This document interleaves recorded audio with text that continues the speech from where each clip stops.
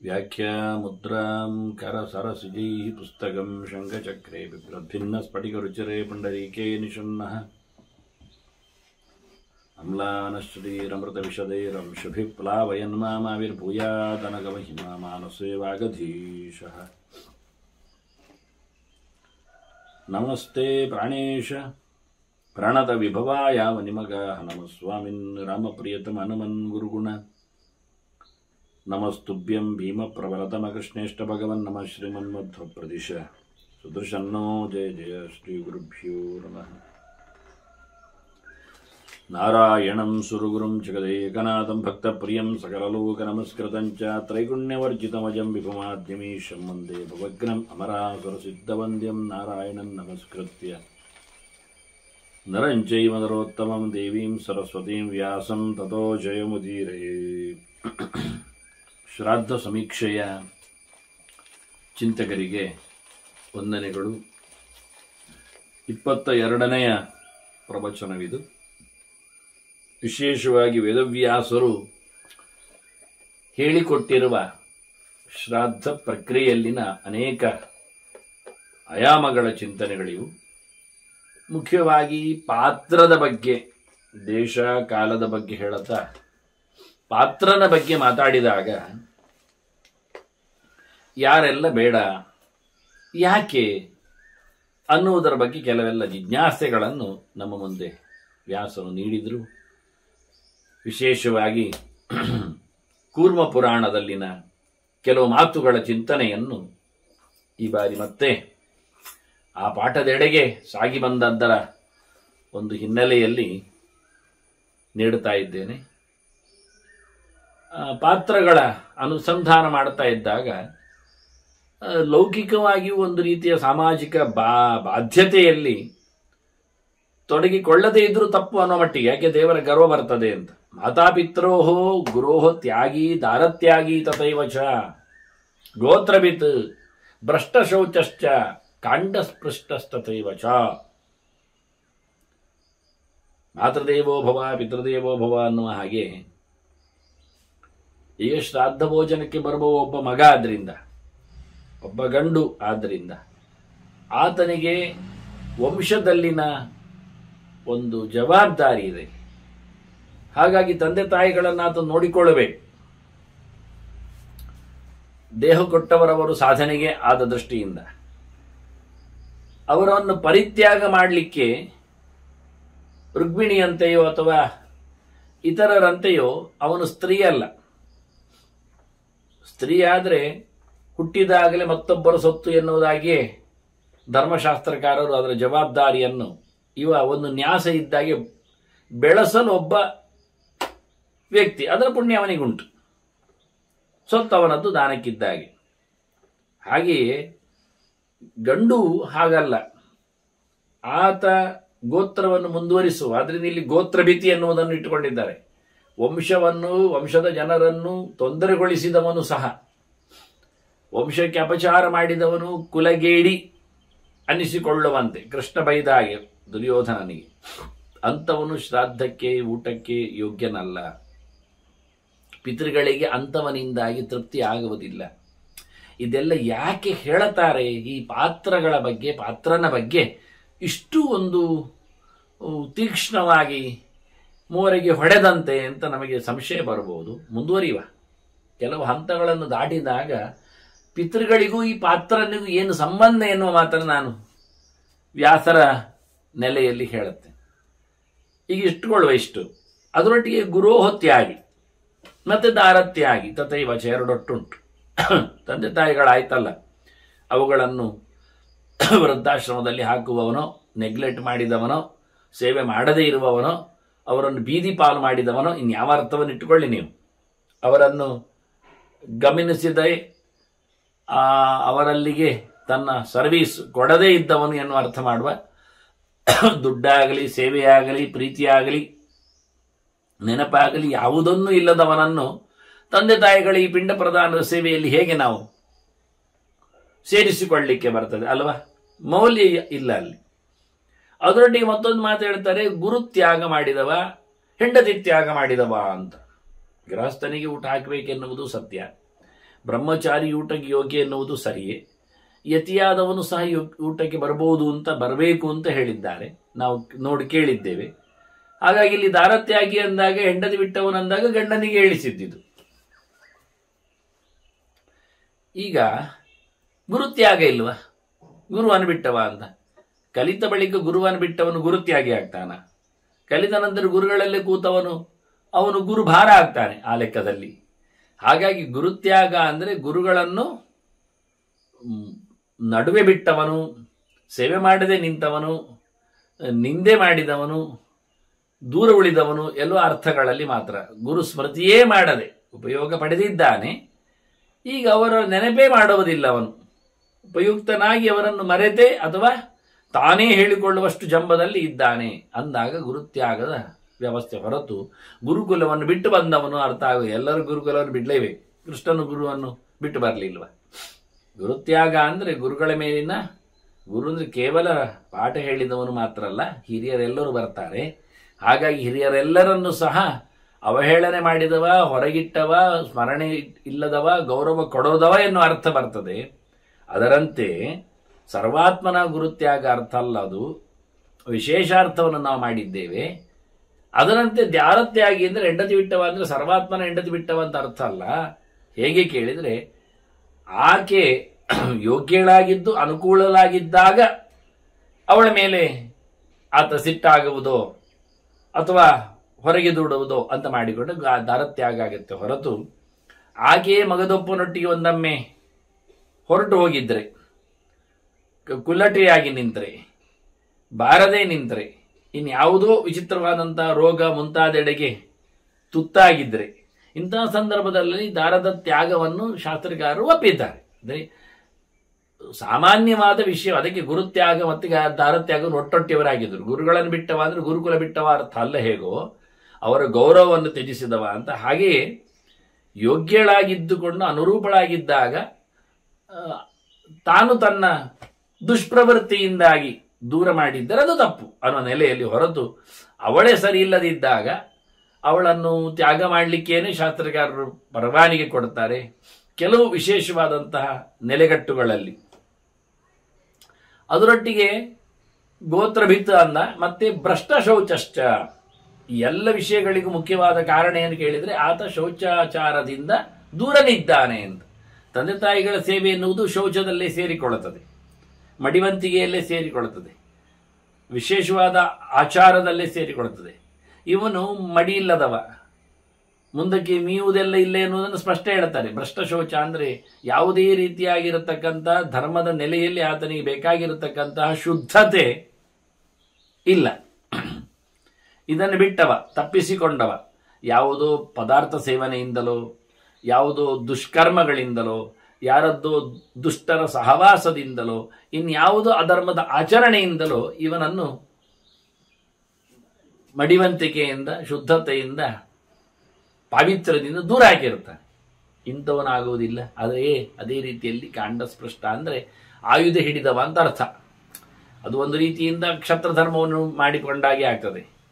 ಕಾವಲುಗಾರ ಇಂಥ ವಿಷಯಗಳಲ್ಲೆಲ್ಲ ಬಂದಾಗ ಇದು ಆಗುವುದಿಲ್ಲ. ಇಂಥವರು ನಮಗೆ ದೇಶ ರಕ್ಷಣೆಯಲ್ಲಿ, ಗಡಿ ಕಾವಲಿನಲ್ಲಿ, ಸೇವಕ ವ್ಯವಸ್ಥೆಯಲ್ಲಿ ಆಯುಧವನ್ನು ಹಿಡಿದುಕೊಂಡು ಕೆಲಸ ಮಾಡುವವನು ಆಯುಧೋಪಜೀವಿ ಆಗ್ತಾನೆ. ಇಂಥವನು ಸಹ ಆಗುವುದಿಲ್ಲ ಅಂತಾರೆ. ಅದರೊಟ್ಟಿಗೆ ಅನಪತ್ಯ, ಕುಟಸಾಕ್ಷಿ, ಯಾಚಕ, ರಂಗಜೀವಕ. ಕಳೆದ ಬಾರಿ ಗೀತವಾದಿತ್ರಗಳ ಬಗ್ಗೆ ಮಾತ್ರ ಹೇಳಿದ್ರು. ಇಲ್ಲಿ ಅಭಿನಯದಲ್ಲಿಯೂ ಬದುಕುವವ ಅಂದ್ರೆ ನೃತ್ಯ, ನಾಟ್ಯ, ನಾಟಕ, ರೂಪಕ ಯಾವುದೇ ಬಗೆಯಲ್ಲಿ ಆಗಲಿ ಅಭಿನಯದಿಂದ ಒಬ್ಬ ವ್ಯಕ್ತಿಯ ಅನುಕರಣೆಯಿಂದ ಜೀವನವನ್ನು ನಡೆಸಿಕೊಡ್ತಾನೆ, ಬಣ್ಣ ಹಾಕ್ತಾನೆ ಅಂತಾದರೆ ಬಣ್ಣ ಹಾಕುವವರು ನಮಗೆ ಆಗುವುದಿಲ್ಲ ಶ್ರಾದ್ದಕ್ಕೆ. ಯಾಕೆಂದ್ರೆ ಅವನು ಯಾವುದು ಶಾಸ್ತ್ರಕಾರರು ನಿಂದೆ ಮಾಡಿದ್ದಾರೋ ಅಂತಹ ಶಾಸ್ತ್ರವನ್ನು ಉಪಜೀವನ ಮಾಡ್ತಾ ಇದ್ದಾನೆ.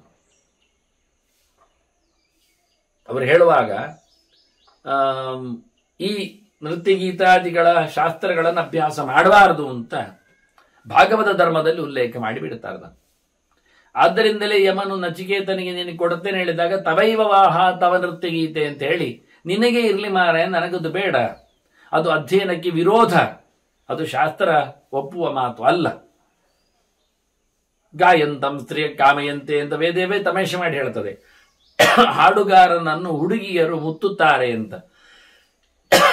ಇದರಿಂದ ಆತನಿಗಾಗತಕ್ಕಂಥ ಸಾಧನೆಯ ಲೋಪವನ್ನು, ದೋಷವನ್ನು ಉಲ್ಲೇಖ ಮಾಡ್ತಾರೆ. ಅದಕ್ಕೋಸ್ಕರ ಅದನ್ನು ಪಬ್ಲಿಕ್ಕಿಗಾಗಿ ಉಪಯೋಗಿಸಿಕೊಳ್ಳಲಿಕ್ಕಿಲ್ಲ, ಅದನ್ನು ಬೆನಿಫಿಟ್ ಶೋಗಾಗಿ ತೋರಿಸಿಕೊಡುವಂಥದ್ದು ಅಲ್ಲ ಅನ್ನೋ ನೆಲೆಯಲ್ಲಿ ರಂಗಜೀವಿಯನ್ನು ಹೊರಗಿಟ್ಟರು. ಮಕ್ಕಳಿಲ್ಲದವನು ಯೋಗ್ಯ ಆಗುವುದಿಲ್ಲ ಊಟಕ್ಕೆ. ಯಾಕೆಂದರೆ ಅವನು ಯಾಕೆ ದುಡ್ಡು ಮಾಡಿಕೊಂಡು ಹೋಗ್ತಾನೆ ಅಂತ, ಅವನು ಅಯೋಗ್ಯ ಇದ್ದಾನೆ ಅಂತ. ಒಂದು ದೃಷ್ಟಿಯಿಂದ ಅವನಲ್ಲಿ ಯೋಗ್ಯತೆ ಇಲ್ಲ ಎನ್ನುವ ಅರ್ಥವನ್ನು, ಒಂದು ದೃಷ್ಟಿಯ ನಪುಂಸಕತನದ ಹೆಳೆಯನ್ನೂ ಕೊಟ್ಟ ಹಾಗೆ. ಆದರೆ ಅನಪತ್ಯ ಎನ್ನುವಲ್ಲಿ ಅವನೊಬ್ಬನೇ ಅಲ್ಲ, ಅದರಿಂದ ಹೆಂಡತಿಯ ಪಾಲು ಇರಲಿಕ್ಕೆ ಹೋಗಿ, ಗರ್ಭದ ಗಟ್ಟಿತನವು ಇರಲಿಕ್ಕೆ ಹೋಗಿ, ಇವನಿಗೆ ಆಗದೇ ಇರುವ ದೋಷವು ಇವನಿಗೆ ಒಪ್ಪಿಗೆ ಆಗತ್ತೆ. ಇದರಿಂದ ಮಕ್ಕಳಿಲ್ಲದ ಬದುಕಿಗೆ ಸೊತ್ತು ಕೊಟ್ಟೇನು ಉಪಯೋಗ ಹೇಳಿಕೊಂಡಾಗಿ ಮುಂದರಿಕೆ ಇಲ್ಲದಿದ್ದವನಿಗೆ ಬೇಡ. ಅದರೊಟ್ಟಿಗೆ ಅನಪತ್ಯ ಕುಟಸಾಕ್ಷಿ, ಸುಳ್ಳು ಹೇಳುವವ, ಮೋಸದ ಸಾಕ್ಷಿದಾರ. ಒಂದು ಸರ್ತಿಯಲ್ಲಿಯೂ ಅನ್ಯಾಯ ಮಾಡಿದರೆ ಅವನಿಗೆ ಆತ್ಮಸಾಕ್ಷಿ ಇಲ್ಲ ಅಂತ ಆದರೆ, ಪ್ರಾಮಾಣಿಕ ಅಲ್ಲ ಅಂತ ಆದರೆ ಅವನನ್ನು ಹೊರಗಿಡ್ಲಿಕ್ಕೆ ಉಂಟು. ಅದರಂತೆ ಯಾಚಕ ಬೇಡುವವ, ಯಾವುದೋ ಯಾರದ್ದೋ ಕೈಯಲ್ಲಿ ಏನೋ ಬೇಡಿಕೊಂಡೇ ಬದುಕುವವ ಒಂದು ದೃಷ್ಟಿಯಿಂದ ಭಿಕ್ಷುಕನಂತೆ ಇದ್ದಾನೆ. ಯತಿ ಭಿಕ್ಷು ಅಲ್ಲ ಧರ್ಮ.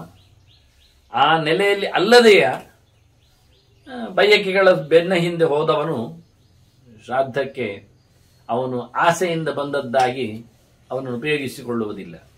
ಮತ್ತೊಂದು ಹೇಳ್ತಾರೆ, ಸಮುದ್ರಯಾಯಿ ಕೃತಃ ತಥಾ ಸಮಯ ಭೇದಕ. ಏನೋ ಒಂದು ಎಗ್ರಿಮೆಂಟ್ ಮಾಡಿರ್ತಾರೆ, ಒಪ್ಪಂದ, ಅದರ ಹಾಗೆ ಬದುಕಬೇಕು. ಅದನ್ನು ತಪ್ಪಿಸಿಕೊಂಡರೆ ಅನ್ಯಾಯ ಮಾಡಿದ ಹಾಗೆ, ಮಿತ್ರದ್ರೋಹ ಮಾಡಿದ ಹಾಗೆ. ಆದ್ದರಿಂದ ಯಾರು ಸಮಯವನ್ನು, ಒಂದು ವ್ಯವಸ್ಥೆಯನ್ನು, ಕಾಲಧರ್ಮವನ್ನು, ಪ್ರತಿಜ್ಞೆಯನ್ನು, ಒಡಂಬಡಿಕೆಯನ್ನು ಮುರಿದು ಹಾಕ್ತಾನೋ ಅಂಥವನು ಉಪಯೋಗಕ್ಕಿಲ್ಲ ಆಗ್ತಾನೆ. ಹಾಗೆಯೇ ಸಮುದ್ರಯಾಯಿ, ಸಮುದ್ರದಲ್ಲಿ ಪ್ರಯಾಣ ಬೆಳೆಸಿದವ, ಒಂದು ದ್ವೀಪಕ್ಕೋ ದ್ವೀಪಾಂತರಕ್ಕೋ ಮತ್ತೊಂದು ಕಡೆಗೋ ಸಮುದ್ರವನ್ನು ದಾಟಿ ಹೋದರೆ ಆತನು ಸಹ, ಯಾಕೆಂದರೆ ಅವನಿಗೆ ಸಾಧನಾದಿಗಳನ್ನು ನಡೆಸಲಿಕ್ಕೆ ಆಗುವುದಿಲ್ಲ, ಬೇಗನೆ ಮುಟ್ಲಿಕ್ಕೆ ಬರುವುದಿಲ್ಲ, ಹೊತ್ತಿನ ಜಪ ನಡೆಯುವುದಿಲ್ಲ. ಮೂತ್ರಮಲ ವಿಸರ್ಗಕ್ಕೆಲ್ಲ ಸಮುದ್ರವನ್ನು ಅವಲಂಬಿಸಿದರೆ ತಪ್ಪಾಗ್ತದೆ.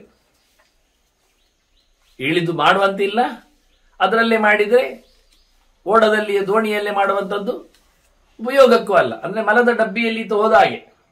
ಒಮ್ಮೆ ನಾವು ದೊಡ್ಡ ಹಡಗಿನಲ್ಲಿ ಹೋಗ್ತಾ ಇದ್ದೇವೆ, ಅದರಲ್ಲಿ ವ್ಯವಸ್ಥೆ ಇದೆ ಹೇಳಿದರೆ, ಹಡಗು ಎನ್ನುವುದೊಂದು ಚಿಕ್ಕ ಪಾತ್ರೆ ಇದ್ದ ಹಾಗೆ. ಅದರಲ್ಲೇ ಒಂದು ಕಡೆಯಲ್ಲಿ ಮಲ ವಿಸರ್ಜನೆ, ಮೂತ್ರ ವಿಸರ್ಜನೆ, ಸ್ನಾನ ಇತ್ಯಾದಿಗಳಿಗೆ ಬೇಕಾದ ನೀರನ್ನು ನಾವು ಒಯ್ದುಕೊಂಡು, ಪೂರ್ಣವಾದಂತಹ ಅಶುದ್ಧಿಯಾದ ನೀರಿನ ಕಥೆ ಅದು. ಇದರಿಂದಾಗಿ ಅಂತಹ ಸಮುದ್ರಯಾನ ಅದು ನಿಷೇಧ ಶಾಸ್ತ್ರದಲ್ಲಿ ಆತ ಮಾಡಬೇಕಾದ ಸಾಧನೆಗಳು ಮಾಡಲಿಕ್ಕೆ ಲೋಪ ಬರಲಿಕ್ಕೆ ಹೋಗಿ 1-2-3 ಹೊತ್ತಿನ ಜಪಾನುಷ್ಠಾನಗಳೆಲ್ಲ ಒಂದು ದಿನದ ಸ್ನಾನವೇ ಲೋಪ ಆದರು. ರೈಲು ಇದೇ ರೀತಿಯಲ್ಲಿ ಅವರು ಕೊಟ್ಟ ನೀರಿನಲ್ಲಿ ನಾವು ಸ್ನಾನ ಮಾಡಲಿಕ್ಕೆ ಬೇಕು, ಜೊತೆಯಲ್ಲಿ ಅದರೊಳಗೇನೆ ಮಲಮೂತ್ರದ ವ್ಯವಸ್ಥೆ ಇರಲಿಕ್ಕಾಗಿ, ಮತ್ತು ಎಲ್ಲರೂ ಕೂತಲ್ಲೇ, ನಿಂತಲ್ಲೇ, ಬಿದ್ದಲ್ಲೇ, ಮಲಗಿದಲ್ಲೇ ತಿನ್ನುವ ಬಗೆ. ಆದ್ದರಿಂದ ಎಂಜಲು ಬೇರೆ, ಹೆಣವು ಅದರಲ್ಲಿ ಬಂದಿರುತ್ತದೆ, ಮಲಮೂತ್ರಗಳ ಕಥೆಯೂ ಬೇರೆ. ಹೀಗಾಗಿ ಸರ್ವಾತ್ಮನ ರೈಲು ಯಾನ, ಸಮುದ್ರಯಾನ ಇವೆಲ್ಲ ನಿಷಿದ್ಧ ಅನ್ನುವ ನೆಲೆಯಲ್ಲಿ ಸಾಧನೆಗೆ ಶರೀರದ ನೆಲೆಯಲ್ಲಿ ಉಪಯೋಗ ಆಗದೇ ಇರುವುದನ್ನು, ಸಮುದ್ರದಲ್ಲಂತೂ ಉಪ್ಪೇ ನೀರಾದ್ರಿಂದ ಸುತ್ತಮುತ್ತಲು, ರೈಲಲ್ಲಿ ಆದರೆ ಇಳಿದಾದ್ರೂ ಅವರು ಮಲಮೂತ್ರ ವಿಸರ್ಜನೆ ಮಾಡಲಿಕ್ಕೆ ಬರ್ತದೆ. ಇದು ಇಳಿಯುವಂತೆ ಇಲ್ಲಿ ಇಳಿದರೆ ಸಮುದ್ರಕ್ಕೆ ಇಳಿಬೇಕು.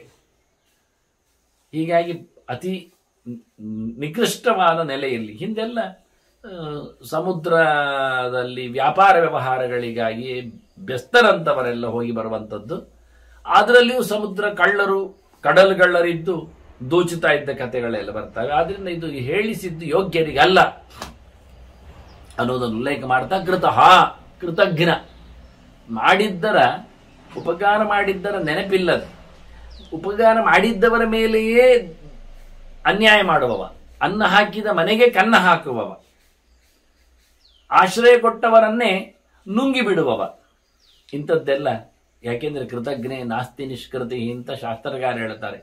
ಉಪಕಾರ ಪಡೆದವನು ಒಂದೊಮ್ಮೆ ಅಪಕಾರ ಮಾಡಿದರೆ, ಉಪಕಾರ ಮಾಡದಿದ್ರೆ ಪರವಾಗಿಲ್ಲ, ಅವ ಪ್ರತಿ ಅಪಕಾರ ಮಾಡಿ ಒಂದೊಮ್ಮೆ ಅವನನ್ನು ಘಾಸಿಗೊಳಿಸಿದರೆ ಅಂಥವರಿಗೆ ಧರ್ಮಶಾಸ್ತ್ರಗಳಲ್ಲಿ ಲೋಕದಲ್ಲಿ ಅವನಿಗೆ ಯಾವುದೇ ರೀತಿಯಾದ ಪ್ರಾಯಶ್ಚಿತ್ತವೇ ಇಲ್ಲ.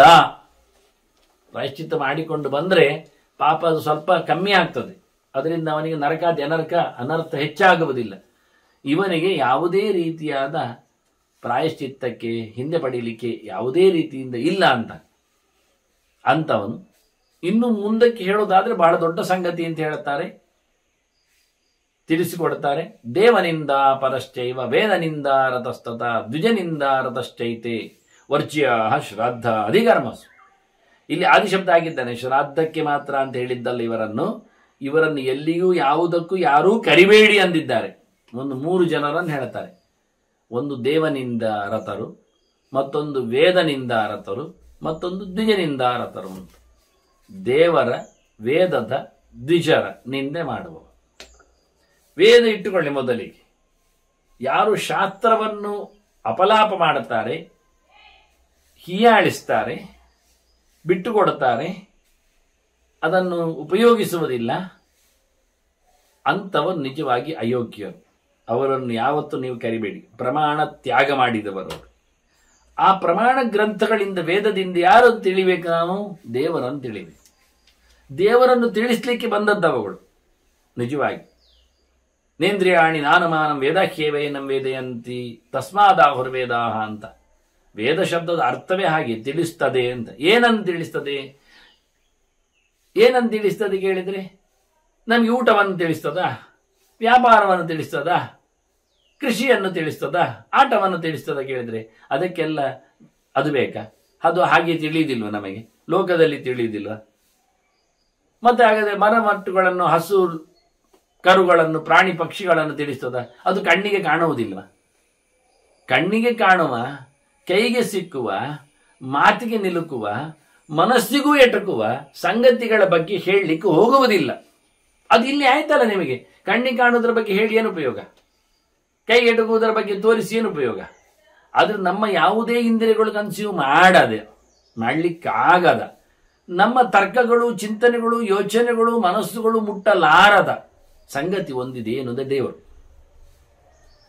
ಅವರ ಬಗ್ಗೆ ನಮಗೆ ಅರ್ಥ ಆಗುವುದಿಲ್ಲ. ಅದನ್ನ ನೇಂದ್ರಿಯಾಣಿ ನಾನುಮಾನಂ, ಅನುಮಾನಗಳು, ತರ್ಕಗಳು, ಚಿಂತನೆಗಳು, ಹೇತುಗಳು, ದೃಷ್ಟಾಂತಗಳು, ಮಾತುಗಳು, ಜೊತೆಯಲ್ಲಿ ಇಂದ್ರಿಯಗಳು ಎಲ್ಲಿ ಯಾವುದನ್ನು ತಿಳಿಸಿಕೊಡುವುದಿಲ್ಲವೋ ಪರ್ಫೆಕ್ಟ್ ಆಗಿ, ಪರಿಪೂರ್ಣವಾಗಿ ಇದಮಿತ್ತಂ ಎನ್ನುವ ನೆಲೆಯಲ್ಲಿ. ಹಾಗಾಗಿ ಅಂತಹ ಸುದ್ದಿ ಯಾವುದು ಅಂದರೆ ದೇವರು. ಅದನ್ನು ತಿಳಿಸಿಕೊಡುವುದು ವೇದ. ಶಬ್ದದಿಂದಲೇ ದೇವರನ್ನು ನಾವು ತಿಳ್ಕೊಳ್ಬೇಕಾಗ್ತದೆ. 3 ಇರುವುದು ಪ್ರಮಾಣ ನಮಗೆ. ಒಂದು ಪ್ರತ್ಯಕ್ಷ, ಒಂದು ಅನುಮಾನ, ಒಂದು ಆಗಮ. ಆಗಮ ಅಂದರೆ ನಿರ್ದಿಷ್ಟವಾದ ಶಬ್ದ ಅಂತ. ಪ್ರತ್ಯಕ್ಷದಲ್ಲಿ ದೇವರು ಕಾಣುವುದಿಲ್ಲ. ಅನುಮಾನ ಅದು ಹೇಗೂ ಬೇಕಾದರೂ ಆಚೀಚೆ ಓಡ್ತದೆ. ಉಂಟು ಹೇಳಲಿಕ್ಕೆ ಆಗ್ತದೆ, ಇಲ್ಲ ಹೇಳಲಿಕ್ಕೂ ಆಗ್ತದೆ. ಅದಕ್ಕೆ ಎರಡಕ್ಕೂ ಉಪಯೋಗಿಸಿಕೊಳ್ಳಿಕ್ಕೆ ಬರ್ತದೆ. ಅದು ದೇವರೇ ಇಲ್ಲ ಮಾಡಲಿಕ್ಕೆ ಇವರಿಗೆ ಬರ್ತದೆ. ಅದನ್ನು ಅನುಮಾನದ ಕತೆ ಇಲ್ಲ. ಹಾಗಾಗಿ ನಮಗೆ ಶಬ್ದವೇ ಪ್ರಧಾನ. ಶಬ್ದ ನಿತ್ಯವಾದದ್ದು ವೇದ. ನಾವು ಮಾಡಿದ ಶಬ್ದಗಳೆಲ್ಲ ಪ್ರಯೋಜನ ಆಗುವುದಿಲ್ಲ. ಯಾರ್ಯಾರೋ ಬರೆದದ್ದರಲ್ಲಿ ಯಾವುದೇ ಹುರುಳಿರುವುದಿಲ್ಲ. ಹಾಗಾಗಿ ನಿತ್ಯವಾಗಿರತಕ್ಕ ಶಬ್ದಗಳಿಗೆ, ವೇದಗಳಿಂದ ನಾವು ದೇವರನ್ನು ಅರ್ಥ ಮಾಡಲಿಕ್ಕೆ ಆಗುತ್ತೆ.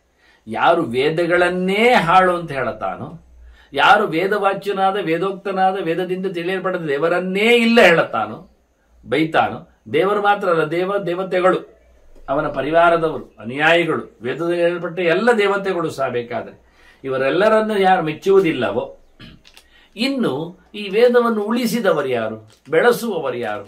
ಈ ವೇದದಲ್ಲಿನ ಭಗವಂತನನ್ನು ಕಾಣುವವರು, ತಿಳಿಸಿಕೊಡುವವರು ಯಾರು? ಮಾಧ್ಯಮದಲ್ಲಿರುವವರು, ಜ್ಞಾನಿಗಳು, ತಿಳಿದವರು, ಅದಕ್ಕೋಸ್ಕರ ಸಂಸ್ಕಾರವನ್ನು ಪಡೆದವರು.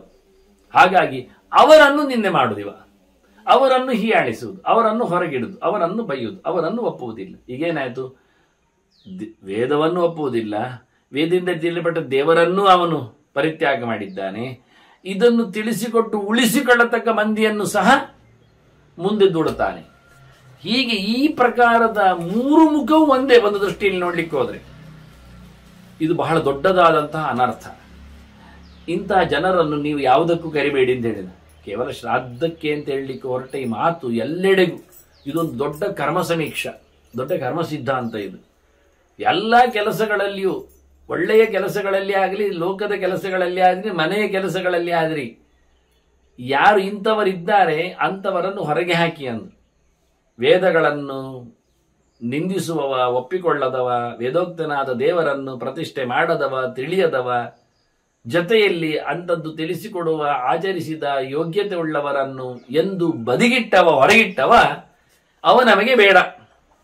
ನಮ್ಮ ಎಲ್ಲ ಕರ್ಮಗಳು ಸಹ ದೇವರ ಪ್ರೀತಿಗಾಗಿ, ನಮ್ಮೆಲ್ಲ ಕರ್ಮಗಳು ಸಹ ದೇವರ ಪ್ರೀತಿಗೋಸ್ಕರ ಮಾಡುವ ಮಾಧ್ಯಮದಲ್ಲಿ ವೇದಗಳಿಗಾಗಿ, ಆ ಎಲ್ಲವೂ ಸಹ ಹಿಂದೆ ಮಾಡಿಕೊಂಡು ಬಂದಿರುವವರ ನೆನಪಿನಲ್ಲಿ, ಕಲಿತದ್ದರಲ್ಲಿ, ಹೇಳಿಕೊಟ್ಟವರಿಂದಾಗಿ. ಹಾಗಾಗಿ ಋಷಿಗಳು ಇದ್ದಾರೆ, ದೇವತೆಗಳು, ಇದು ದೇವಋಣ, ಋಷಿಋಣ, ಇದು ಎರಡು ಒಟ್ಟಿಗಿದ್ದು ಶಾಸ್ತ್ರ ಬೇರೆ ಇದೆ ನಮ್ಮಲ್ಲಿ. ಇದರ ಅನುಸಂಧಾನ ಕೆಲವರು ಹೊರಗಿನಿಂದ, ನಾನು ಇತ್ತೀಚೆಗೆ ಕೇಳಿದ್ದುಂಟು, 3 ಎಳೆ ಹಾಕಿದ್ದಾನೆ ಜನಿವಾರ ಅಂದಾಗ ಅದೇನಪ್ಪ ಅಂತ ದೊಡ್ಡ ಭಾಷ್ಯವನ್ನು ಕೊಡ್ತಾ ಇದ್ದಾಗೆ ಮಾತಾಡ್ತಾ ಇದ್ದಾರೆ ಅವರು. ಅದು 3 ಋಣ ಅಂತೆ ಪರಿಹಾರಕ್ಕೆ ಅಂತ. ಒಂದು ಮನೆಯವರ ಋಣ, ಪಿತೃಋಣ, ತಂದೆ ತಾಯಿಗಳ ಋಣ, ಅವರ ಮನೆಯಲ್ಲಿ ಬಂದದ್ದಕ್ಕೆ ಪರಿಹಾರಕ್ಕೆ ಅಂತ. ಏನು ಮಾಡ್ತಾನೆ ಪರಿಹಾರ ಗೊತ್ತಿಲ್ಲ, ಅಂತೂ ಅದು ತೋರಿಸಿ ಕೊಡ್ತದೆ ಅಂತ ಅವ ಹೇಳೋದು. ಅದಕ್ಕೆ 3 ಎಳೆ ಕೈಗೆ ಕಟ್ಬೋದಲ್ಲ, ಬೇಕಾದ್ರೆ ಅದು ಕುತ್ತಿಗೆ ಹಾಕೊಳ್ಬೋದಲ್ಲ, ಅದು ಸೊಂಟಕ್ಕೆ ಹಾಕ್ಬೋದಲ್ಲ, ಅದು ಹೀಗೆ ಹಾಗೆ ಅಂತ ಹೇಳಿ ಇಷ್ಟುದ್ದಕ್ಕೆ ಇಷ್ಟು ಅಗಲಕ್ಕೆ, ಅದಕ್ಕೆಲ್ಲ ಅವನಿಗೆ ಗೊತ್ತಿಲ್ಲ, ಉತ್ತರ ಇಲ್ಲ ಉಪರಾಟಿ ಮನುಷ್ಯನಿಗೆ. ಮತ್ತೊಂದು ಸಮಾಜ ಋಣ ಅಂತೆ, ಅವನು ಸಮಾಜದಲ್ಲಿ ಬದುಕ್ತಾನೆ, ಆದ್ದರಿಂದ ಸಮಾಜದಲ್ಲಿ ಇದ್ದಾನೆ ಹೇಳಿಕೊಂಡು ಅದಕ್ಕೊಂದು ಮಾಡಿ. ಮತ್ತೆ ಅವನು ಕಲಿತು ಬಂದದ್ದರಿಂದ ಅವನು ಋಷಿ ಋಣಕ್ಕೆ ಅಂತ ಹೇಳಿ, ಗುರು ಋಣಕ್ಕೆ. ಈ ದೇಹದಲ್ಲಿ ದುಡಿಸತಕ್ಕ ದೇವತೆಗಳ ಋಣಕ್ಕೆ ನೆನಪೇ ಇಲ್ಲ ಅವನಿಗೆ. ಬಾಯಿಯಲ್ಲಿ ಹೇಳಲಿಕ್ಕೆ ಹೊರಡ್ತಾನೆ, ಪೂರ ಅವನಲ್ಲಿ ಇಲ್ಲ ಸೊತ್ತುಗಳು. ಋಣಗಳ ಬಗ್ಗೆ ಮಾತಾಡಿದ್ದು ವೇದವ್ಯಾಸರು ಕಂಡಾಬಟ್ಟೆ ಬಗ್ಗೆಯಲ್ಲಿ ಮಾತಾಡಿದ್ದು ನಾವು ಅದನ್ನು ಮುಂದೆ ನೋಡುತ್ತೇವೆ ಇರಲಿ.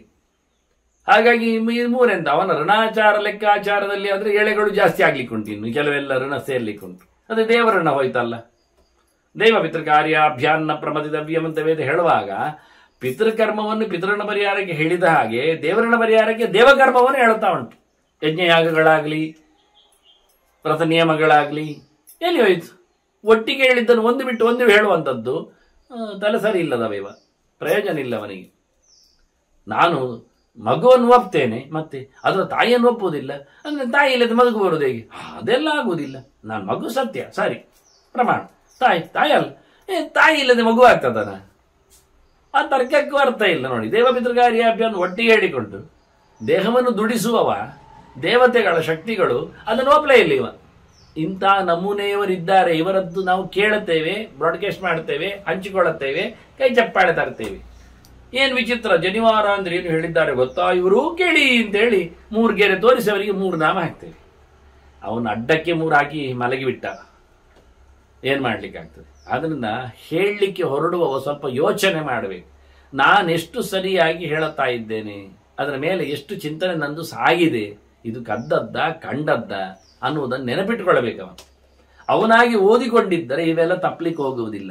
ಯಾರ್ಯಾರದ್ದು ಕೇಳಲಿಕ್ಕೆ ಹೋಗಿ ಅರ್ಧಂಬರ್ಧ ಆಗ್ಲಿಕ್ಕೆ ಹೋಗಿ ಯಾವತ್ತೂ ಹಾಗೆ ತುಂಬಿದ ಕೊಡ ತೊಳುಕುವುದಿಲ್ಲ ಅಂತ ನಮಗೆ ಗೊತ್ತು ತಾನೆ. ಹಾಗಾಗಿ ಇಲ್ಲಿ 3 ಬಗೆಯ ವ್ಯಕ್ತಿಗಳನ್ನು ಎಲ್ಲ ವಿಷಯದಲ್ಲಿಯೂ ದೂರ ಇಡುವಂತೆ ಮಾತಾಡಿ ಕೊನೆಗೊಂದು ಸಮಷ್ಟಿಯಾದ, ಇಷ್ಟೆಲ್ಲ ನೀವು ಪಾತ್ರರ ಬಗ್ಗೆ ಮಾತಾಡ್ತಾ ಬಂದ್ರೆ ಎಷ್ಟೆಲ್ಲ ಆಯ್ತು ಅಂತ ಮರೆತೇ ಹೋಗುತ್ತೆ. 100 ಗಟ್ಟಲೆ ಜನರನ್ನು ನೀವು ದೂರಕ್ಕೆ ದೂಡಿಬಿಟ್ರೆ ಎಲ್ಲ ಕೇಳಿದ್ರೆ ಅವರು ಸಮರೈಸ್ ಮಾಡಿ 7 ಮಂದಿಗೆ ತರ್ತಾರೆ. ನಾನು ಯಾವತ್ತು ಹೇಳುವುದುಂಟಲ್ಲ 7 ಏನೆಂದು ಹೇಳುವಂತ, ಆ ನನ್ನ ಲಿಸ್ಟ್ ಅಲ್ಲಿ ಬಿದ್ದ ಈ ಒಂದು ಶ್ಲೋಕ ಇಲ್ಲಿ ಹೇಳ್ತಾರೆ ಕೊನೆಗೆ. ಈ 7 ಜನರಂತೂ ಖಂಡಿತ ಬೇಡ, ಇದು ಅತ್ಯಂತ ವಿಶಿಷ್ಟವಾದ ವ್ಯಕ್ತಿಗಳು, ಇವರನ್ನು ಪ್ರತ್ಯೇಕ ಇಡಲೇಬೇಕು. ಒಬ್ಬ ಅದರಲ್ಲಿ ಮೊದಲಿಗ ಕೃತಜ್ಞ. ನಾವು ಮಾಡಿದ ಉಪಕಾರವನ್ನು ಇಟ್ಟುಕೊಳ್ಳದೆ ಉಪಕಾರ ಮಾಡುವುದು ಬಿಡಿ, ನಮಗವನು ಅನ್ಯಾಯ ಮಾಡ್ತಾನಲ್ಲ, ಅಪಕಾರ ಮಾಡ್ತಾನಲ್ಲ, ಇಂಥವನು ಯಾವ ಕಾಲದಲ್ಲಿ ಯಾರಿಗೂ ಬೇಡ. ಕರ್ಮ ಶುದ್ಧಿ ಇಲ್ಲದವ ಅಂತ ಅರ್ಥ. ಇವನಿಗೆ ಏಕೆ ಊಟ? ಪಿಶುನಃ, ಸುಳ್ಳು ಚಾಡಿ ಇನ್ನೊಬ್ಬರು ಕಿವಿ ಹಿಂಡಿ, ಕಿವಿ ಕಚ್ಚಿ, ಕಿವಿ ಚುಚ್ಚಿ ಏನು ಮಾಡ್ತಾನೆ, ಭೇದವನ್ನು ಹಿಡಿಸಿ ಹಾಕ್ತಾನೆ, ಅದರಿಂದ ಖುಷಿ ಪಡ್ತಾನೆ. ಈ ಪಿಶುನ ಯಾರಿದ್ದಾನೆ, ಚಾಡಿಗೋರ, ನಾಚಿಗೆಟ್ಟವ, ನಾಲಿಗೆ ಶುದ್ಧ ಇಲ್ಲದವ, ಅವನು ಬೇಡ ಅಂತ ಹೊರಗಾಗಿತ್ತು. ಕೃತಜ್ಞ ಪಿಶುನಃ ಕ್ರೂರ. ಹಿಂಸಕ ಯಾರಿದ್ದಾನೆ, ಕರಾಳ ಭಾವದವ, ಒಂದು ದೃಷ್ಟಿಯಿಂದ ತಾಮಸ ಸ್ವಭಾವದವ, ಪ್ರೀತಿ, ವಿಶ್ವಾಸ, ದಯೆ, ದಾಕ್ಷಿಣ್ಯ ಎಲ್ಲವೂ ಇಲ್ಲದವ ಯಾರಿದ್ದಾನೆ, ಅಂತಹ ಕೆಟ್ಟವ, ಉಗ್ರವಾದಿ, ಅವನು ನಮಗೆ ಬೇಡ. ನಾಸ್ತಿಕ. ನಾಲ್ಕನೆಯವ ಇಲ್ಲ ಹೇಳುವವ. ಆಗ ಹೇಳಿದ್ದಲ್ಲ ನಾವು, ಎಲ್ಲ ಇಲ್ಲ ಹೇಳುವವ. ದೇವರಿಲ್ಲ, ಜಗತ್ತಿಲ್ಲೋ, ಗಮ್ಮತ್ ಕೇಳ್ಬೇಕು. ಅವನು ಇಲ್ಲೇ ತಿಂತಾ ಇದ್ದಾನೆ, ಎಲ್ಲ ಒಂದೇ ಹೇಳುವವನಿಗೆ ಹಾಲು ಕೊಡುವ ಬದಲು ಹೇಲ್ ಕಲ್ಲಡಿಸಿ ಕೊಡಬೇಕು. ಎಲ್ಲ ಒಂದೇ. ಇಲ್ಲ ಹೇಳುವವನಿಗೆ ಎಲ್ಲ ಇಲ್ಲ ಮಾಡಬೇಕು, ಸುಮ್ಮನೆ ಮಲಗಲಿಕ್ಕೆ ಬಿಡಬೇಕು. ಇಲ್ಲ ಆಯ್ತಲ್ಲ, ಇದೆಲ್ಲ ಇಲ್ಯೂಷನ್. ನೀನು ತಿನ್ನುವುದು ಇಲ್ಯೂಷನೇ. ಮತ್ತೆ ಹಾಗಾದ್ರೆ ಭ್ರಮೆ. ನೀನು ತಿಂದದ್ದು ಅಲ್ಲ, ತಿಂದದ್ದು ಇಲ್ಲ. ನಾಚಿಗೇಡಿನ ಕೆಲಸ. ಹಾಗಾಗಿ ಇಂಥ ನಾಸ್ತಿಕರನ್ನು ಕರಿಬೇಡ ಅಂದ. ವೇದ ನಿಂದಕ, ಈಗಾಗಲೇ ಹೇಳಿದ ಹಾಗೆ ಶಾಸ್ತ್ರ ಪ್ರಮಾಣವನ್ನು ಒಪ್ಪದವ, ಅದರಿಂದಾಗಿ ದೇವರನ್ನು ದೂರ ಮಾಡಿದವ, ಇದರಿಂದ ತಿಳಿದವರನ್ನು ಘಾಸಿಗೊಳಿಸಿದವ, ಆ ಲೆಕ್ಕಾಚಾರದಲ್ಲಿ ನಮಗವನು ಬೇಡ. ಹೀಗೆ ಕೃತಜ್ಞ, ಪಿಶುನಃ, ಕ್ರೂರ, ನಾಸ್ತಿಕ, ವೇದನಿಂದಕ, ಮಿತ್ರದೃಕ್, ಕುಹಕಶ್ಚೈವ. ಇನ್ನೊಬ್ಬ ಮಿತ್ರದ್ರೋಹಿ, ನಂಬಿಕೆ ಕೆಡಿಸಿದವ, ತನ್ನವನನ್ನೇ ತಾನು ಕಾಲಲ್ಲಿ ಅಡಿಯಲ್ಲಿ ಹಾಕಿ ಮೆರೆಯುವವ. ಇಂತಹ ಒಳ್ಳೆಯವನನ್ನು, ವಿಶೇಷವಾಗಿ ಸಹಾಯ ಮುಂತಾದ್ದು ಮಾಡಿದವನನ್ನು ಯಾರು ದ್ರೋಹಂ ಬಗೆತಾನೆ ಅಂತವರಿಗೆ ಅಂಥವನು ಬೇಡ. ಕುಹಕಃ, ವಂಚಕ, ಮೋಸಗಾರ, 4-2-0 ಅವನು ಬೇಡ ಅಂತಾನೆ. ಕುಹಕ ಇಂಥವರು ಇಲ್ಲ. ಇದ್ದ 4 ಮಂದಿಗೆ ತಿನ್ನಬೇಕಾದ್ದನ್ನು ತಾನೇ ಅರ್ಧ ಬೋಳಿಸ್ತಾನೆ, ಮತ್ತು ಅದನ್ನು ಇಲ್ಲ ಮಾಡ್ತಾನೆ. ಹೀಗಾಗಿ ಮೊದಲು 4ರಷ್ಟು ಇರ್ತದೆ ಪೂರ್ಣ ಪ್ರಮಾಣದಲ್ಲಿ, ಅರ್ಧಕ್ಕರ್ಧ ನುಂಗಿ ಹಾಕಿ 2ಕ್ಕೆ ತರ್ತದೆ, ಮತ್ತು ಅದನ್ನು ಇಲ್ಲ ಮಾಡಿ 0 ಮಾಡಿಬಿಡ್ತಾನೆ. ಇಂಥವರ ಬಗ್ಗೆ ನೀನು ದೂರ ಇರುವಂತ. ಹೀಗೆ 7 ಜನರನ್ನು ವಿಶೇಷ ಅತ್ ಪಂಕ್ತಿ ದೂಷಕ, ಈ 7 ಜನ ಹೆಚ್ಚು ಹಾಳುಗಳು ಅಂತಾರೆ. ಒಟ್ಟು ಸೇರಿದಾಗ ಒಟ್ಟಿನಿದ್ದವರನ್ನು ಹಾಳು ಮಾಡ್ತಾರೆ. ಇವರನ್ನು ನಿನ್ನಡೆಗೆ ಬರಮಾಡಿಸಿಕೊಳ್ಳಬೇಡ, ಅವರನ್ನು ದೂರ ಇಡು ಅಂದ. ನೋಡಿ, ಕೆಲವೊಮ್ಮೆ ನಾವು ಒಟ್ಟಿಗೂಟ ಕೂತ್ಕೊಳ್ಬೇಡಿ, ದೂರ ಹೋಗಿ ಹೇಳ್ತೇವೆ. ಯಾಕೆಂದ್ರೆ ಇದಕ್ಕೆ ಅವನ ಸಹವಾಸದಿಂದ, ಅವನ ಆರಾಗಳಿಂದ, ಅವನ ಪ್ರಭಾವದಿಂದ ಹತ್ತಿರದವನಿಗೂ ಮತ್ತು ಅಂಥದ್ದೇ ಸ್ವಭಾವ ಶುರುವಾಗ್ತದೆ. ಅವನಲ್ಲಿಯೂ ಕ್ರೂರತೆ ಬರ್ತದೆ, ಅವನು ಚಾಡಿಗಾರನಾಗ್ತಾನೆ, ಅವನು ವಂಚಕನಾಗಿ ಬೆಳೀತಾನೆ, ಅವನು ಮಿತ್ರದ್ರೋಹಿಯಾದನು, ಅವನು ನಾಸ್ತಿಕನಾಗಿ ಪರಿವರ್ತಿಸಿಕೊಂಡಾನು, ಅವನು ಕೃತಜ್ಞನಾಗ್ತಾನೆ, ಕೊನೆಗೆ ವೇದವನ್ನು ನಿನ್ನೆ ಮಾಡಲಿಕ್ಕೆ ತಯಾರಾಗ್ತಾನೆ, ಮಿತ್ರದ್ರೋಹವನ್ನು ನಡೆಸಿಕೊಡುತ್ತಾನೆ. ಹಾಗಾಗಿ ಅವನ ಹತ್ತಿರ ಸುಳಿಬೇಡಿ, ಬರಲಿಕ್ಕೆ ಬಿಡಬೇಡಿ, ದೂರ ಹಾಕಿ ಅಂದ್ರು. ಎಷ್ಟು ಚೆನ್ನಾಗಿದೆ ನೋಡಿ. ಮಾನಸ ಪ್ರಭಾವಗಳಿಂದಾಗಿ ಆಗತಕ್ಕಂತಹ ಸಂಘದ ದೋಷದಿಂದ ಯಾವ ನೆಲೆಯಲ್ಲಿ ದೌರಾತ್ಮ್ಯ ಪ್ರಕಟ ಆಗುತ್ತೆ ಅಂತ ಹೇಳಲಿಕ್ಕೆ. ಸರ್ವೇ ಪುನಃ ಅಭೋಜ್ಯಾನ್ನಾಹ ಅದಾನಾರಾಶ್ಚ ಕರ್ಮಸು ಬ್ರಹ್ಮಭಾವ ನಿರಸ್ತಾಶ್ಚ ವರ್ಜನೀಯ ಪ್ರಯತ್ನತಃ. ಮತ್ತೆ ಹೇಳ್ತೇನೆ ಅಂತ ಹೇಳ್ತಾರೆ ಪುನಃ. ಯಾರು? ಎಲ್ಲರೂ. ಯಾರು ಬೇಡ ನಮಗೆ? ಬೇಡದಿದ್ದ ತಿಂದವರೆಲ್ಲ ಬೇಡ್ರಿ ಇವ್ರು ಹೇಳ ನಮ್ಮನೆ ನೋಡಿ. ಅಭೋಜ್ಯಾನ್ನಾಹ ಅಂದ್ರು. ಈಗ ನಾವು ಬರ್ಲಿಕ್ಕೆ ಹೇಳೋದು ಯಾಕೆ? ಶ್ರಾದ್ದದೂತ ಮಾಡಲಿಕ್ಕೆ. ಒಂದು ಒಳ್ಳೆ ಸೊತ್ತನ್ನು ದೇವರಿಗೆ ಸಮರ್ಪಣೆ ಆದ್ದನ್ನು ಮಂತ್ರಪೂರ್ವಕವಾಗಿ ಪರಿವೇಶನ ಮಾಡಿ ತಿನ್ನುವ ಕಥೆಯಲ್ಲಿ ದಾನ ಮಾಡುವ ಕಥೆ ಕರೆದದಲ್ವ. ಅವ್ರು ಈಗಾಗಲೇ ಏನೇನೋ ತಿಂದು ಬಂದಿದ್ದಾರೆ ಅಲ್ಲ, ಇವತ್ತಲ್ಲ ನಿನ್ನೆ, ಯಾವತ್ತೇ ಆಗಲಿ ತಿಂದಿದ್ದಾರಲ್ಲ, ಹೊಟ್ಟೆ ಒಳಗುಂಟಲ್ಲ, ನೆತ್ತರಾಗಿದೆಯಲ್ಲ, ಮತ್ತೇನು ಅವರ ಕಸು ಸೇರಿಕೊಂಡಿದ್ದೆಲ್ಲ ಅದರಲ್ಲಿ. ಬೇಡಪ್ಪ ಅಂದ್ರು.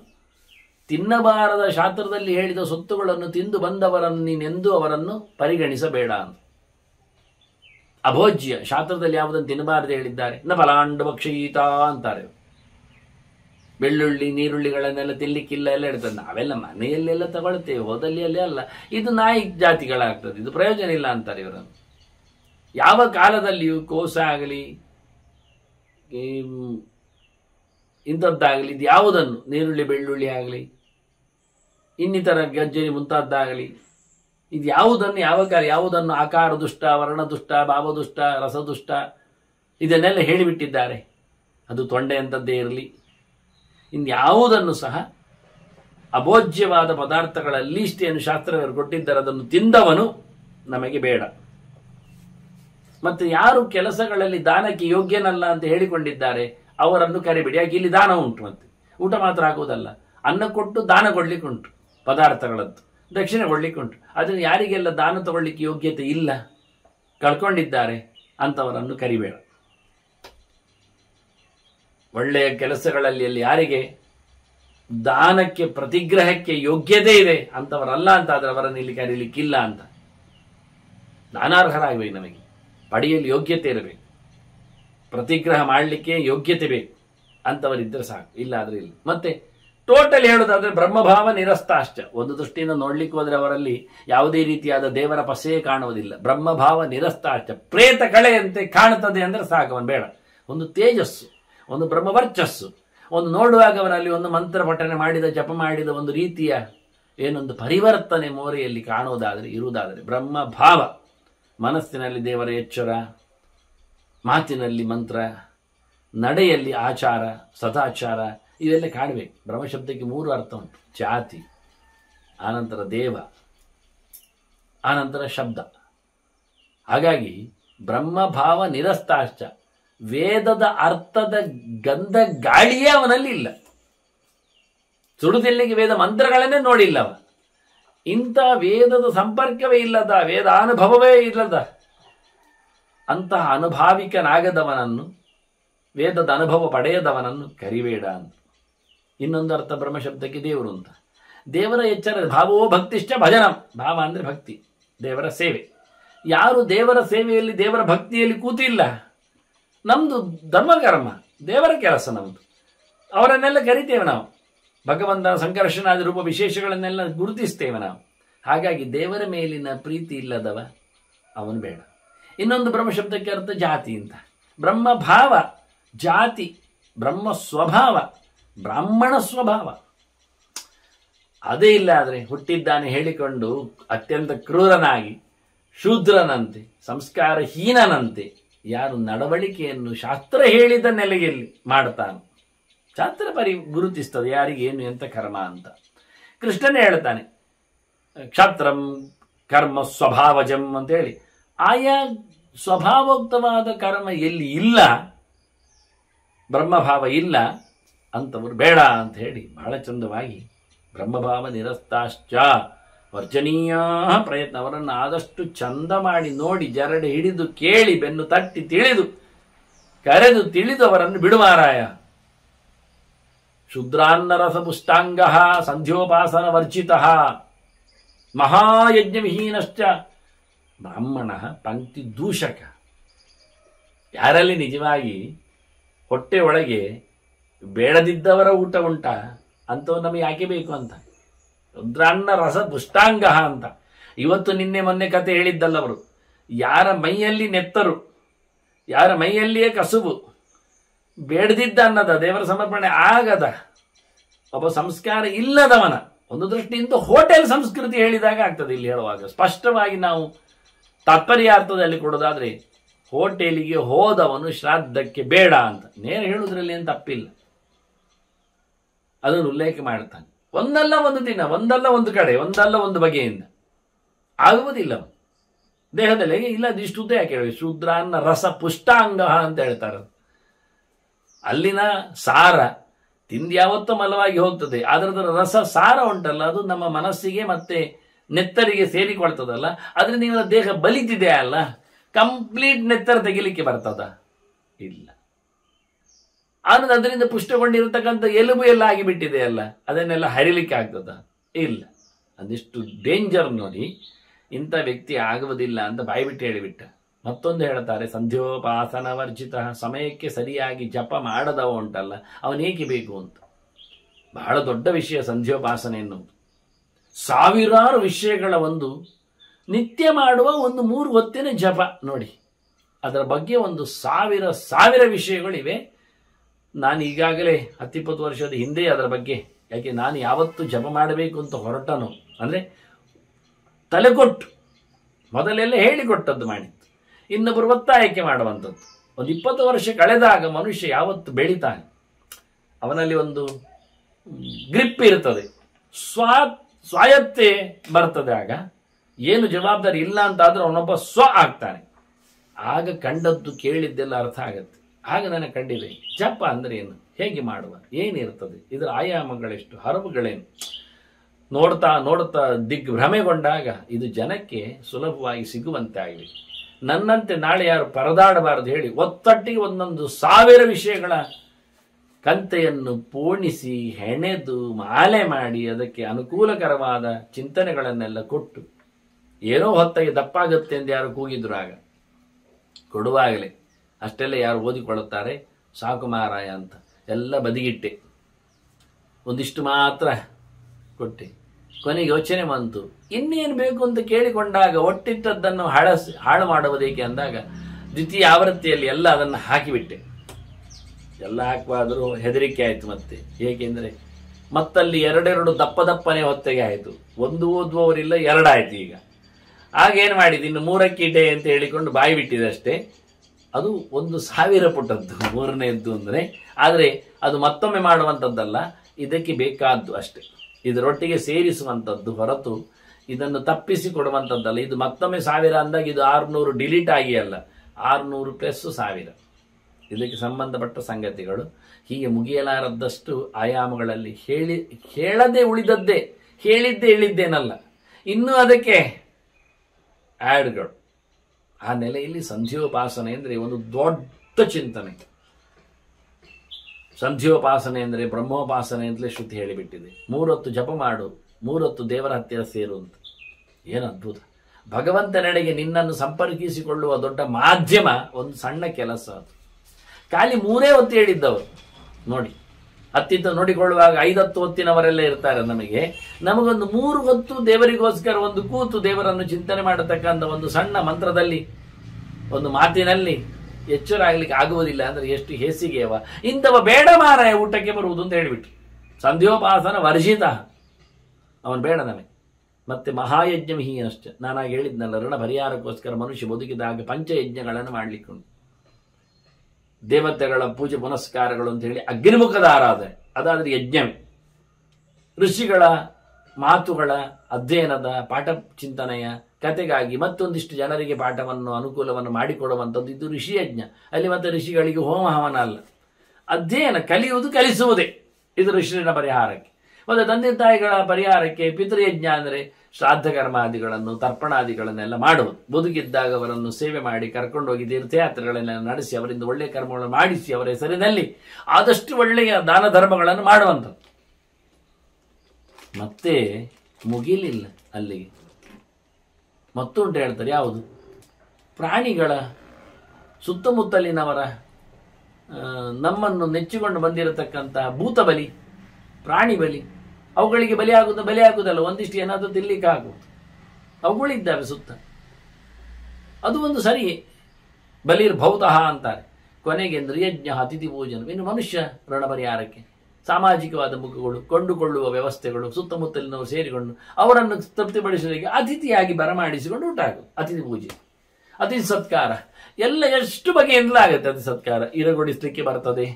ವಾಸದ ವ್ಯವಸ್ಥೆ, ಊಟದ ವ್ಯವಸ್ಥೆ, ಬೇಕಾದ ಸೊತ್ತಿನ ವ್ಯವಸ್ಥೆ, ಅಧ್ಯಯನದ ವ್ಯವಸ್ಥೆ, ಈ ಎಲ್ಲ ಪಂಚಮುಖದಿಂದ ಪಂಚಮಹಾಯಜ್ಞವನ್ನು ಮಾಡಿಸಿದೆ. ನಾನು ನನ್ನ ಕರ್ಮ ಸಮೀಕ್ಷೆಯಲ್ಲಿ ಕೊಟ್ಟಿದ್ದೇನೆ. ಇದಿಲ್ಲದವ ಬೇಡ ನಮಗೆ ಅಂತ. ಮಹಾಯಜ್ಞಗಳನ್ನು ಬೇರೆಲ್ಲ ಹೇಳಲಿಕ್ಕೆ ಹೋಗ್ಲಿ, ಇದು ಮಹಾಯಜ್ಞವನ ಬದುಕಿನಲ್ಲಿ. ಉಳಿದದ್ದೆಲ್ಲ ಬೇರೆ. ಇನ್ನು ಧನ್ವಂತರಿ ಯಾಗ ಮಾಡದವ ಅದೆಲ್ಲ ಬೇರೆ ವಿಷಯ, ಅದೆಲ್ಲ ಹೇಳಿದ್ದೇ ಅಲ್ಲ. ಈಗ ನಾವು ಅವನ ನಕ್ಷತ್ರ ಶಾಂತಿ, ಅವನ ಆಯುಷ್ಯ ಶಾಂತಿ, ಅದರಲ್ಲಿ ಅವನ ಸಂಬಂಧಪಟ್ಟ ಆಯ್ತು. ಇದು ನಿತ್ಯದ್ದು ವ್ಯವಸ್ಥೆದ್ದು ಲೋಕಕ್ಕೆ ಸಂಬಂಧಪಟ್ಟಂತೆ. ಅದರಿಂದ ಪಂಚಮಹಾಯಜ್ಞಗಳಿಂದ ದೂರ ನಿಂತವನು ಸಹ ನಮಗೆ ಊಟಕ್ಕೆ ಬೇಡ. ಅವನು ಬಂದರೆ ಹಾಳಾಗ್ತದೆ, ಮಾಡದವನು ಬಂದರೆ ಉಳಿದವರಿಗೆ ಅದರದ್ದು ಇನ್ಫ್ಲುಯೆನ್ಸ್ ಆಗ್ತದೆ. ಅಧೀತ ನಾಶನಶ್ಚೈವ ಸ್ನಾನಹೋಮ ವಿವರ್ಜಿತ ತಾಮಸಃ ರಾಜಸಶ್ಚೈವ ಬ್ರಾಹ್ಮಣ ಪಂಕ್ತಿ ದೂಷಕ. ನೋಡಿ, ಮನುಷ್ಯ ಹಾಳಾಗುವುದು ಯಾವಾಗ ಅಂದರೆ 2 ಅಂಶದಲ್ಲಿ. ಒಂದು, ಮಾಡೋಲಿಕ್ಕೆ ಹೇಳಿದ್ದನ್ನು ಬಿಟ್ಟಾಗ, ಇನ್ನೊಂದು ಮಾಡಬಾರದ್ದನ್ನು ಮಾಡಿದಾಗ. 2 ಅಂಶದಲ್ಲಿ ರಾಜಸ ತಾಮಸ ಆಗ್ತಾನವ. ಓದಿದ್ದನ್ನು ಬಿಟ್ಟ, ಅಧೀತ ನಾಶನ, ಓದನ್ನು ಸಮಾಪ್ತಿ ಮಾಡಿ ಮರೆತೇ ಬಿಟ್ಟ, ಅದನ್ನು ಉಪಯೋಗಿಸುವುದೇ ಇಲ್ಲ, ಅಂಥವನ್ನು ಜ್ಞಾನಹೀನ. ಅಷ್ಟೇ ಅಲ್ಲದೆ ಜ್ಞಾನ ದೂರ, ಅವನು ಬೇಡ. ಅಷ್ಟೇ ಅಲ್ಲದೆ ಹೇಳಿಕೊಟ್ಟದ್ದನ್ನೆಲ್ಲ ಬಿಟ್ಟಿದ್ದಾನೆ. ಈಗ ಸ್ನಾನ ಮಾಡೋದಿಲ್ಲಂತೆ ಅವ ಬೆಳಿಗ್ಗೆ, ಮತ್ತೆ ವಾರಕ್ಕೊಮ್ಮೆ ಮಾಡಿದ್ರೆ ಮಾಡಿದ್ದಂತೆ. ಮತ್ತೆ ಜಪ ಪೂಜೆ ಹೋಮ ಅವನ ವ್ರತ ನಿಯಮ ಅದೆಲ್ಲ ಇಲ್ಲವೇ ಇಲ್ಲಂತೆ. ಏಳುವುದು, ತಿನ್ನುವುದು, ತಿರುಗುವುದು, ವೃತ್ತಿ ಧರ್ಮ, ದುಡ್ಡು ಮಾಡುವುದು. ಇದೆಂತ? ಇದು ಪ್ರಾಣಿಗಳಾಗಿ. ಅವುಗಳು ಮಳೆಗಾಲಕ್ಕೆ ಮೀತಾವೆ ವರ್ಷಕ್ಕೆ, ಮತ್ತೆ 6 ತಿಂಗಳು ರಜೆ ಅವುಗಳಿಗೆ. ಮಳೆ ಬಿಟ್ಟ ನಂತರ ಇಲ್ಲ, ಸ್ನಾನ ಇಲ್ಲ. ಅದು ಮಳೆ ಬಂದಾಗ ಮಾತ್ರ ಸ್ನಾನ, ಅದು ಇಲ್ಲಾದ್ರೂ ಒಳಗೋದ್ರೂ ಹೋಯ್ತು. ಹಾಗಾಗಿ ಪ್ರಾಣಿಗಳ ಕಥೆ ಏನು? ಏನಿಲ್ಲ. ಮರಮಟ್ಟುಗಳ ಕಥೆ ಏನು? ಏನಿಲ್ಲ. ಹಾಗೆ ಮನುಷ್ಯನದ್ದು ಹಾಗೆ, ಮಾಡಿದರೆ ಮಾಡಿದ, ಇಲ್ಲಾದ್ರೆ ಇಲ್ಲ. ಹೇಳತ್ತಾನ ಅವುಗಳಿಗೇನು ಕಷ್ಟ ಇಲ್ವಾ? ಹೀಗೆ ಸ್ನಾನ ಹೋಮ ವಿವರ್ಜಿತ. ನಾನು ಸ್ನಾನದ ಬಗ್ಗೆ ಬರೆದಾಗ ಅಲ್ಲಿ ಬರೆದಿದ್ದೇನೆ, ಕೊನೆಯ ಪಕ್ಷ ತಿಂಗಳಿಗೊಮ್ಮೆಯಾದರೂ ಮುಳುಗೇಳುವ ಕತೆ ಆಗಲಿ. ನೋಡಿ, ತಿಂಗಳಿಗೊಮ್ಮೆ ಮುಳುಗ್ತಾನೆ ಅಂದ್ರೆ ತಿಂಗಳಿಗೊಮ್ಮೆ ಸ್ನಾನ ಮಾಡ್ತಾನೆ ಅಂತ ಆಯ್ತು ನಾಚಿಗೆ. ಮತ್ತೆ ಕಾಲಿ ಮೇಗೆ ಹೊದ್ದುಕೊಂಡ್ರೆ ನೀರು ಹಾಕೊಂಡ್ರೆ ಅದು ಸ್ನಾನ ಅಂತ ಅರ್ಥ ಆಗುವುದಿಲ್ಲ ಅಂದ್ರು ಅವರು.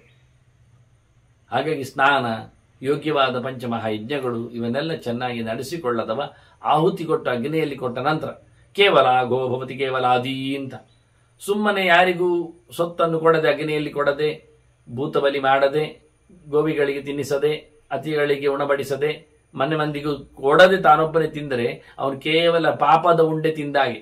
ಉಂಡೆ ಶಬ್ದ ಅಲ್ಲ, ಪಿಂಡ ಹೇಳಬೇಕಾಗ್ತದೆ. ನಾನು ಹೋಮ ವಿವರ್ಜಿತ, ಇಂಥವನು ಬೇಡ ಅಂತಾನೆ. ಮತ್ತೆ ಹೇಗೆ ಅವನು?